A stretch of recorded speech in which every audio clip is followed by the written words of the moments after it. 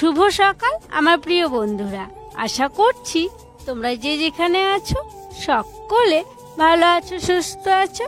বীরভূম জেলার ছোট্ট একটি গ্রাম থেকে আমি দৈবকী তোমাদের সকলকে জানাই আমার ব্লগ চ্যানেলে অনেক অনেক স্বাগত আর আমার অনেক অনেক ভালোবাসা। বাজে এখন সকাল 6টা আর ঘুম থেকে উঠেই দেখো কাজগুলো করতে শুরু করে দিয়েছি। আর আজকে জানো তো ভোর ভোর ঘুম থেকে উঠিনি, আজকে ওই 6:45 সময় ঘুম থেকে উঠেছি। আর ঘুম থেকে উঠেই তোমরা তো দেখলে সদর দরজা খুললাম, সদর দরজা খুলে যেখানে যেখানে মারুলি দিই মারুলিগুলো দিয়ে দিয়েছি। তারপরে উঠোনগুলো ঝাড় দিতে শুরু করেছি। আর কি বলো তো বন্ধুরা, দুদিন বাড়িতে আত্মীয় স্বজন ছিল, খাটাখাটনি হচ্ছিল বটে, তবে কি জানো তো খুব ভালো লাগছিল সবাই মিলে একসাথে থাকতে। খুব আনন্দ করে এই কয়েকটা দিন কাটালাম। তবে দিদিরা এখনো বাড়ি যায়নি, দিদিরা আছে। দিদিনাকে বলছিল আজকে বাড়ি চলে যাবে। দিদিরা চলে গেলে তো পুরো বাড়িটাই ফাঁকা হয়ে যাবে, আরও আর কি দুদিন কেমন কেমন লাগবে চলে যাওয়ার পর। তো যাই হোক, উঠোনটা ঝাড় দিয়ে নিয়েছি। তারপরে দেখো গলির দিকটা ঝাড় দিয়ে রাস্তাগুলো ঝাড় দিয়ে নিচ্ছি। আর রাস্তাগুলো ঝাড় দেওয়ার পর ওই যে পুকুর পাড়গুলো ভালো করে ঝাড় দিয়ে নেব, দিয়ে তখন কলপাড়গুলো ঝাড় দিয়ে নেব। আর তোমরা তো জানোই আমাদের উঠোন ঝাড় দিতে অনেকটাই সময় লাগে, সব জায়গা জুড়ে কিন্তু ঝাড় দিতে হয়।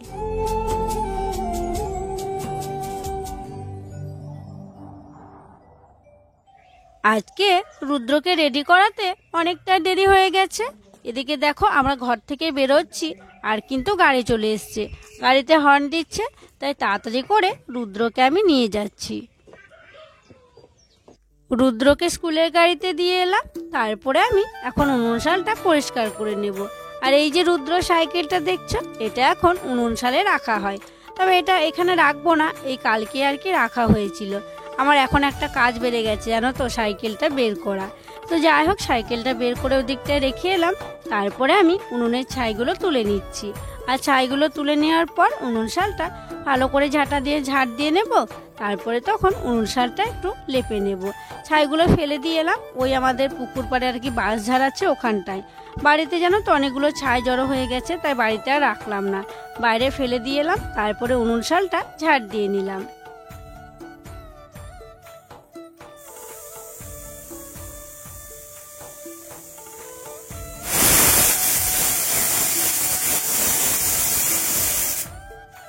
মুড়ি খাবারটা বসিয়ে দিলাম, ওদিকে মুড়ি খাবারটা হচ্ছে। আর এদিকে দেখো দিদি সবজি কাটতে বসেছে।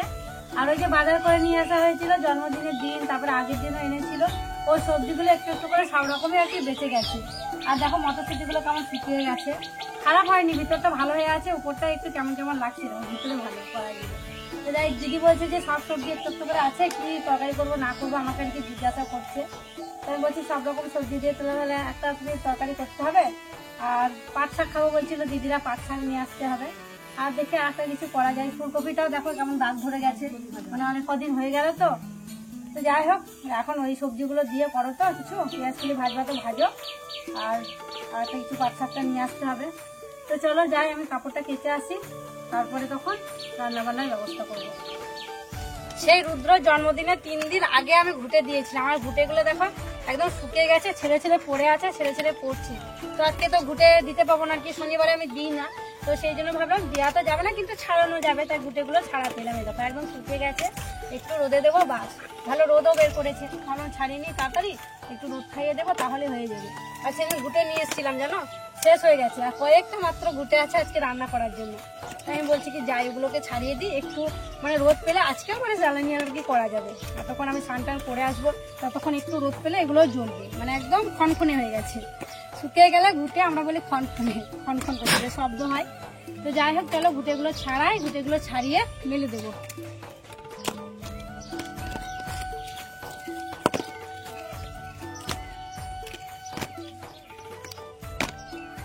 স্নান করে নিয়েছি, আর স্নান করে এসে ঠাকুর সেবা দিলাম। তারপরে দেখো দিদিকে নিয়ে এখন যাচ্ছি আমাদের পাট শাক জমিতে, পাট শাক তোলার জন্য।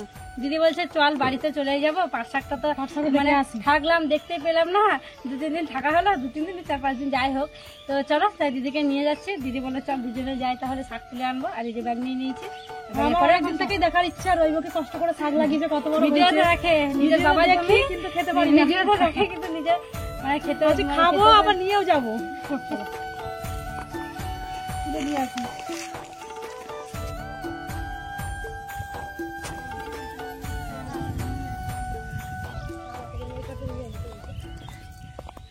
দেখো কত শাক হয়েছে, দেখে এত আনন্দ লাগছে। ভাই আর ভাইয়ের বউ এই পেঁয়াজ শাক, এই কুনকার শাক কি সব লাগিয়েছে, কি ভালো লাগছে দেখতে। আর শাকগুলো দেখতে এত সুন্দর হয়েছে, চলো চলো দারুণ একদম দেখতে মজা লাগছে। চলো হাতে করে তোলা হবে। পাটের শাক আর ভাত, পাটের শাক, আলু সিদ্ধ আর আমের টক, একদম জমে যায়। আজকে আমি কাস্তে নিয়ে এসেছি, কাস্তেতে করে শাক কাটছি। বাবা বললো কাস্তে নিয়ে যাও, কাস্তেতে করে কাটবে।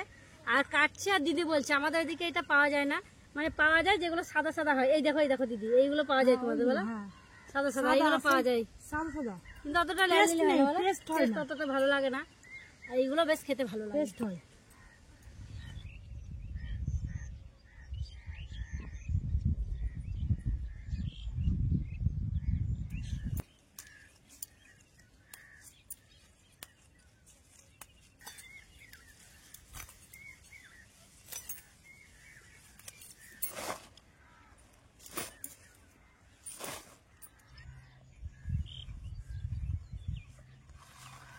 আমাদের শাক তোলা হয়ে গেল। এই দেখো এক ব্যাগ শাক নিয়েছি, বাড়িতে খাবো, আবার দিদি নিয়ে যাবে।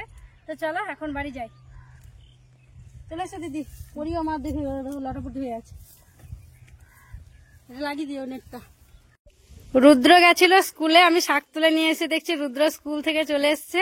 আর দেখো রুদ্র একরকম ড্রেস পরে স্কুলে গেছিল আর একরকম ড্রেস পরে এসছে। ভালো করে দাঁড়াও দেখি রুদ্র। তো এটা হচ্ছে রুদ্রদের পিটি ড্রেস, মানে হচ্ছে শনিবারে ওদের আলাদা ড্রেস। শনিবারে তো ক্লাস হয় না, ড্রয়িং করায়, নাচ করায়, গান করায়, ব্যায়াম করায়, এইসবগুলোই হয়।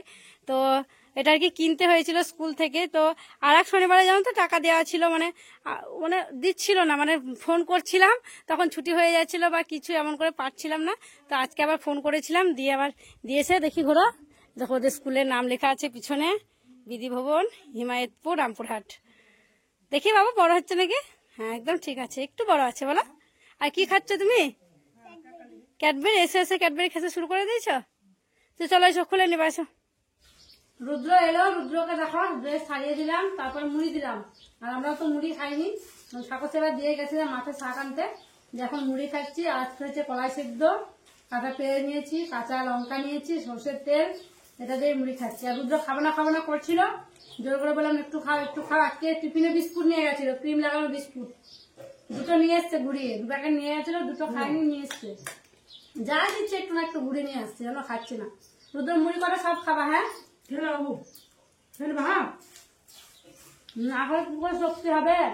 পড়াশোনা করছো, খেতে হবে তো, বড় হয়ে যাচ্ছ তুমি, সব খেয়ে নিতে হবে।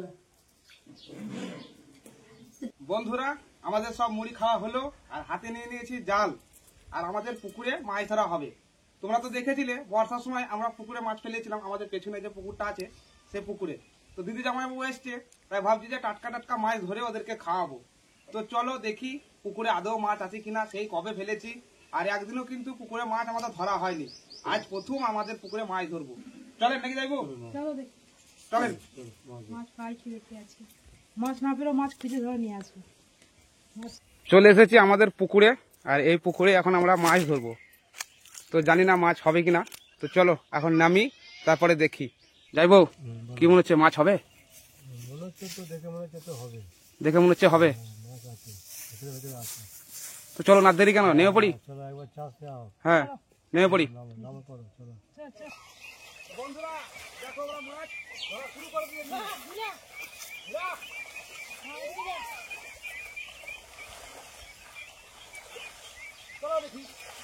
জালে একটু ডিম এসিস, জালে একটু ডিম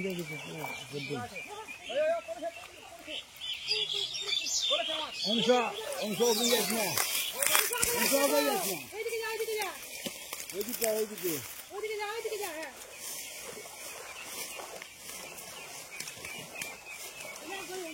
বুঝতে পারছি না মাছ আছে কিনা।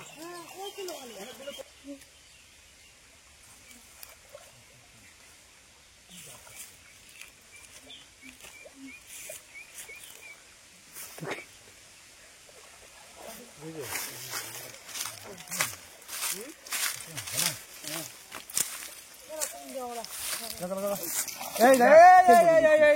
কেউ উঠেছে তো একটা পালালো এই ও দুটো হয়েছে, দুটো পেয়েছি, আর একটা উঠেছিল পালিয়ে গেছে, আরো পড়েছিল, সব চলে গেল। এই দেখ এই যে অনেক বড় বড় হয়েছে।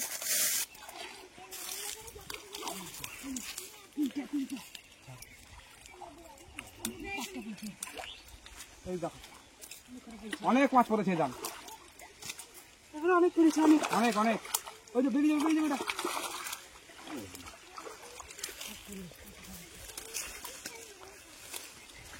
দেখো কত মাছ। হ্যাঁ একবারে জাল ভর্তি মাছ উঠেছে।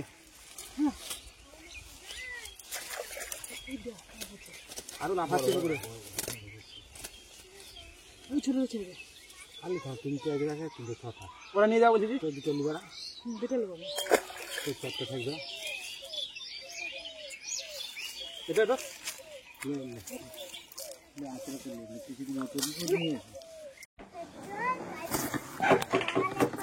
রুদ্র বাবারা মাছ ধরতে গেছিল, আর সেই যে মাছগুলো ফেলিয়েছিলাম এই দেখো কত বড় বড় হয়েছে দেখো। আর আমি তো ওইদিকে রান্না বান্না করছি, দিদি মাছগুলো বেছে দেবে। আর রুদ্র বাবারা বলছে নাকি অনেকগুলো মাছ হয়েছে, মাছগুলো বেশ ভালোই বড় হয়েছে, এখনো অনেক আছে। তো এখন আর বেশি ধরবো না, আরো ছোট ছোট পেয়েছিল ওগুলো তো ছেড়ে দিয়েছে, আরো বড় হবে এই মাছগুলো, বড় হবে তখন আমরা ধরে খাবো। আর দিদিরা নিয়ে যাবে, হ্যাঁ আর এগুলো রান্না হবে। দিদিরা নিয়ে যাবে দুটো, আর আমরা রান্না করবো এই 3টে। আর কাকাদের বাড়িতে দেওয়া হলো। চলো আমি ওদিকে যাই, দিচ্ছি না তাড়াতাড়ি। আমার বাকি সমস্ত রান্না হয়ে গেছে, অনেকক্ষণই হয়েছে, রান্না বসিয়ে দিয়েছি। আর এখন আমি রান্না করব আমাদের পুকুরের টাটকা মাছ। তো মাছগুলো দিদি দেখো ভালো করে বেছে ধুয়ে এনে দিল, হলুদ লবণ মাখিয়ে নিয়েছি, এই যে বড় বড় পিস হয়েছে। আর কড়াই এখন গরম করতে দিয়েছি, তেল দেবো, দিয়ে মাছগুলো ভেজে নেব। আর মাছগুলো করব আলু ফুলকপি দিয়ে ঝোল। তখন আলু ফুলকপি রসা করবো ভেবেছিলাম, মানে বুঝে উঠতে পারছিলাম না পুকুরে মাছ হয়েছে আদৌ বড় না কি, পাবো না, সেই জন্য ভেবেছিলাম এটা রসা করবো, যদি মাছ না পাই। তো মাছ পেয়েছে, তো ভাবলাম মাছ দিয়ে ফুলকপি দিয়ে আলু দিয়ে ঝোলটাই করি তাহলে। তো এটা ভেজে সিদ্ধ করে রাখা আছে, মাছগুলো ভেজে এটাকে আর কি মশলা কষে দিয়ে দেবো, তাহলে হয়ে যাবে।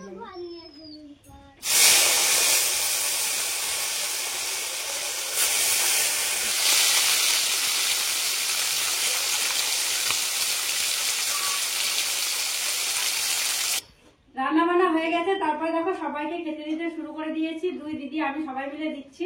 আর জামাইবাবু পুকুরের টাটকা টাটকা মাছ কেমন লাগছে খেতে? ভালো হয়েছে। আর সবাইকে দেখো পাতাটা দেওয়া হয়েছে, জামাইবাবুকে থালাটা দিয়েছি। সে রুদ্র জন্মদিনের পাতা থেকে গেছিল, ওই বাচ্চাগুলোকে দিয়ে দিয়েছে। আর পুকুরে তো জল নেই, আর একটুখানি জল ছিল, সেটাও আর থাকবে না, তো সেই জন্য পাতাতে আর কি খাওয়া দাওয়া করা হচ্ছে। যাই হোক খেয়ে নেন। হ্যাঁ সবার খাওয়া হয়ে গেছে, তারপর দেখো আমরা 3 ননদ ভাজে বসে পড়েছি। তো দিদি বলো কেমন লাগছে, মাথাটা খাও।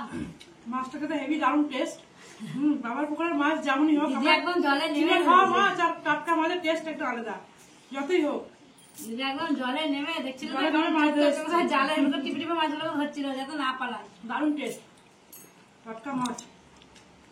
আমরা তো খাই কিন্তু অতটা ভালো পাই না। আর আজকে রান্না হয়েছে পেঁয়াজ কলি দিয়ে আলু দিয়ে ভাজা, পাট শাক, আর হচ্ছে ফুলকপি আলু মাছের ঝোল। আর কাকালের বাড়ি থেকে আমার জন্য টক পাঠিয়েছে, দেখো চুনো মাছের টক, পুঁটি মাছ আছে আর মোরলা মাছ আছে। তো চলো এখন খাওয়া দাওয়াটা শেষ করি। খাওয়া দাওয়া করে একটু রেস্ট নিয়েছিল দিদিরা, তারপর দেখো বিকেল বেলায় দিদিরা রেডি হয়ে গেছে বাড়ি যাওয়ার জন্য। আর মনটা খুব খারাপ করছে, কারণ কদিন দিদিরা থাকলেও খুব ভালো লাগছিল, একসঙ্গে কাজ করছিলাম, একসঙ্গে বেড়াচ্ছিলাম, ঘুরছিলাম, গল্প করছিলাম। তো দিদি আবার এসো। হ্যাঁ যাইবো, আবার খুব তাড়াতাড়ি আসবেন, এভাবে আসবেন, ভালো লাগবে। যাস ঘুমিয়ে গেল, ঘুমাচ্ছে, দেখা আসছি, সাবধানে যাও।